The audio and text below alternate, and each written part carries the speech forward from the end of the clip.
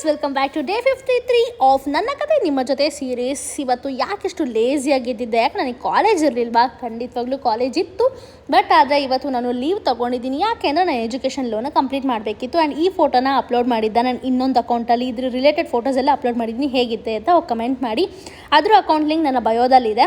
And ನಾವು ಬ್ಯಾಂಕಿಗೆ ಹೋಗಿ ಮುಗಿಸ್ಕೊಂಡು ಬಂದು ಇವತ್ತು ಅಲ್ಲೇ ಈಚೆಗಡೆ ಸ್ವಲ್ಪ ಊಟ ಮಾಡಿಕೊಂಡು ಫ್ರೂಟ್ಸ್ ತೊಗೊಂಡು ಇವತ್ತಿನ ದಿನ ತುಂಬ ಸಿಂಪಲ್ ಆಗಿತ್ತು ಅಂತ ಹೇಳ್ಬೋದು. ಬಿಕಾಸ್ ಕೆಲಸದಲ್ಲೇ ಮುಗಿದೋಗ್ಬಿಟ್ಟಿತ್ತು. ಅದಾದಮೇಲೆ ಸ್ವಲ್ಪ ಕಲ್ಲಂಗಡಿ ಹಣ್ಣು ತಿಂದ್ಕೊಂಡು ತುಮಕೂರಿಗೆ ಹೋಗಿದ್ವಿ ನಾವಿವತ್ತು. ಅದಾದಮೇಲೆ ಬಂದು ಮಜ್ಜಿಗೆ ಕುಡಿದು, ಇದು ಯಾವ ಫ್ರೂಟ್ ನಂಗೆ ನೇಮ್ ಗೊತ್ತಾಗ್ತಾ ಇಲ್ಲ ಎಕ್ಸಾಕ್ಟಾಗಿ, ಬಟ್ ತುಂಬ ಚೆನ್ನಾಗಿದೆ. ಇದು ನೋನ್ ಫ್ರೂಟ್ ಅಂತ, ಬಟ್ ಆದರೂ ನಂಗೆ ಹೇಳೋಕ್ಕೆ ಬರ್ತಾಯಿಲ್ಲ, ಅಡ್ಜಸ್ಟ್ ಮಾಡ್ಕೊಳ್ಳಿ. ಅದು ಬಂದು ಅಸೈನ್ಮೆಂಟ್ ಮುಗಿಸೋದೇ ಒಂದು ದೊಡ್ಡ ಕರ್ಮಗುರು. ಅಸೈನ್ಮೆಂಟ್ ಮುಗಿಸ್ಕೊಂಡು ಇವತ್ತಿನ ದಿನ ನಾನು ಕಂಪ್ಲೀಟ್ ಮಾಡಿದ್ದೀನಿ. ಅದು ಫ್ರೂಟ್ನ ತಿಂತಿದ್ದೀನಿ, ಹೇಗೆ ತಿಂತಾಯಿದ್ದೀನಿ ಅನ್ನೋದನ್ನ ತೋರಿಸ್ತೀನಿ ನೋಡಿ. ನಿಮಗೆಲ್ಲರಿಗೂ ಗೊತ್ತು ಹೇಗೆ ತಿರೋದು ಅಂತ, ಬಟ್ ನಾನು ಅಂದರೂ ತೋರಿಸ್ತಿದ್ದೀನಿ. ನನ್ನ ವ್ಲಾಗ್ ನೋಡ್ತಿದ್ದೀರ ಅಂದರೆ ಮೇಲೆ ಇದನ್ನು ನೋಡಲೇಬೇಕಪ್ಪ ಅಲ್ವಾ. ಆ್ಯಕ್ಚುಲಿ ತುಂಬ ಸ್ವೀಟಾಗಿತ್ತು ನಂತರ.